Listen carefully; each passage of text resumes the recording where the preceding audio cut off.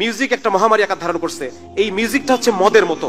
ঠিক যেভাবে এটা দেখেন, আমি যখন মিউজিক নিয়ে পড়াশোনা করি, এরপর ওই সময় দেখি ইবনে তাইমিয়া রাহমাতুল্লাহ আলাইহি বলছেন গান হচ্ছে অন্তরের মদ।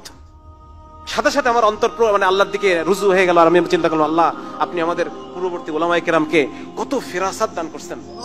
আজকে পড়তে গিয়ে আমি ঠিকই দেখতেছি যে গান একদম মদ যেভাবে কাজ করে। মদ কিভাবে কাজ করে আপনারা একটু বললে পরে বুঝবেন। আমাদের ব্রেনের মধ্যে একটা অংশ আছে হচ্ছে আবেগ, আরেকটা অংশ আছে বিবেক।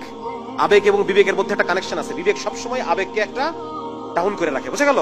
আবেগের জায়গাটাকে একটা ইনহিবিশন করে রাখে, ডাউন করে রাখে, যাতে করে মানুষের আবেগটা উপরে না আসে। মানে আবেগের মাধ্যমে কাজ যেন আমরা না করি, আমরা যেন বিবেকের মাধ্যমে কাজ করি।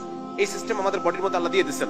মদ এই আবেগ আর বিবেকের যে কানেকশন, এই কানেকশনটাকে কেটে দেয়, বুঝছেন? ওই কানেকশনটা যখন কাজ হয়ে কেটে গেল, তখন মানুষ কি করবে? এলোমেলো কাজকর্ম করে, টলমাটাল করে চলাফেরা করে, কোনো কিছুর উপর কোনো কিছু কন্ট্রোল থাকে না। হ্যাঁ, এই জিনিসটা তখন ঘটে যায়।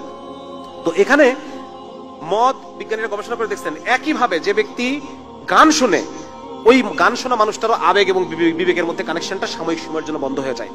গানের মধ্য দিয়ে যদি আপনি কোনো খারাপ বার্তা তাকে পৌঁছাতে চান, তাহলে পরে সে সেটাকে সহজে গ্রহণ করে নেবে, কোনো যাচাই বাছাই ছাড়া, প্রশ্ন করা ছাড়া। একটা সিনেমার মধ্যে প্রচুর মিউজিক থাকে। একটা সিনেমা যখন কেউ দেখতেছে, তখন ওই সিনেমার যে মূল বক্তব্য, হ্যাঁ, যে সমকামিতা, যারা সমকামী এরা আসলে এদের উপর অত্যাচার করো না, এরা মজলুম, তো এটা সে মনের অবচেতন মনেই সে এই মেসেজটাকে সে গ্রহণ করে নিবে।